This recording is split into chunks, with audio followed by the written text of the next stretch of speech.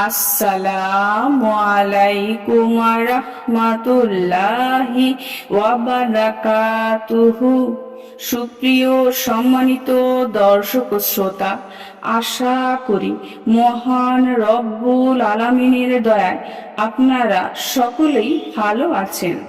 সুপ্রিয় সম্মানিত দর্শক ও শ্রোতা, আজকে হযরত ফাতেমা রাদিয়াল্লাহু তাআলা আনহার থেকে একটি ঘটনা বর্ণনা করব। ঘটনার শিরোনাম হচ্ছে আদব ও শিষ্টাচার। সুপ্রিয় সম্মানিত দর্শক ও শ্রোতা, আপনাদের নিকট অনুরোধ থাকবে ঘটনাটি শেষ পর্যন্ত শোনার। রাসূল সাল্লাল্লাহু আলাইহি ওয়াসাল্লাম ছিলেন ন্যায়পরায়ণদের অতুলনীয় দৃষ্টান্ত। তার সঙ্গে দুনিয়ার কোনো মানুষের তুলনা হয় না। তিনি সকল কাজে ন্যায়ের প্রতি গুরুত্ব দিতেন। স্বাভাবিক নিয়মে তিনি তার সকল স্ত্রীদের সাথে এক রাত করে আরাম করতেন। উম্মুল মুমিনিন হযরত সাউদা রাদিয়াল্লাহু আনহার বয়স বেড়ে যাওয়ায় তিনি তার ভাগটুকু হযরত আয়েশা রাদিয়াল্লাহু আনহাকে দিয়ে দিলেন। সে সুবাদে রাসূল সাল্লাল্লাহু আলাইহি ওয়াসাল্লাম হযরত আয়েশা রাদিয়াল্লাহু আনহার সাথে 2 রাত আরাম করতেন।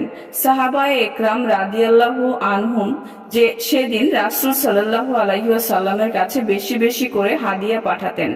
অন্যান্য স্ত্রীগণও চাইতেন তাদের ভাগের দিন যেন সাহাবায়ে একরাম রাদিয়াল্লাহু আনহুম বেশি বেশি করে হাদিয়া পাঠান। তবে একথা কেউ সরাসরি বলতে পারছেন না। সেজন্য তারা সবাই মিলে সিদ্ধান্ত নেন যে হযরত ফাতেমা রাদিয়াল্লাহু আনহাকে দুধ বানিয়ে পাঠাবেন। কারণ রাসূল সাল্লাল্লাহু আলাইহি ওয়াসাল্লাম হযরত ফাতেমা রাদিয়াল্লাহু আনহাকে খুব বেশি ভালোবাসতেন।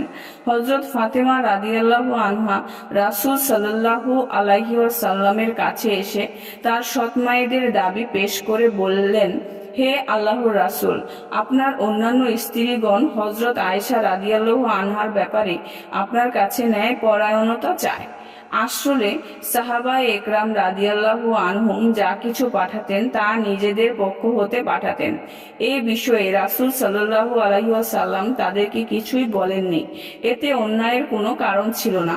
রাসূল সাল্লাল্লাহু আলাইহি ওয়াসাল্লাম বললেন, হে ফাতেমা, আমি যা চাই তুমি তা চাও না? হযরত ফাতেমা রাদিয়াল্লাহু আনহা একথা শুনে দ্রুত ওখান থেকে চলে আসেন।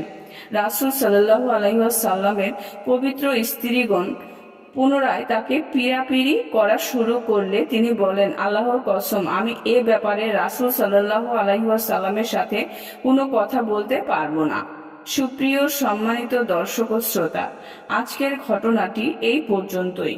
ঘটনাটি যদি ভালো লেগে থাকে অবশ্যই চ্যানেলটি সাবস্ক্রাইব করবেন, লাইক করবেন, কমেন্ট করবেন এবং বেশি বেশি শেয়ার করে দিবেন। সবাই ভালো থাকবেন। আল্লাহ হাফেজ।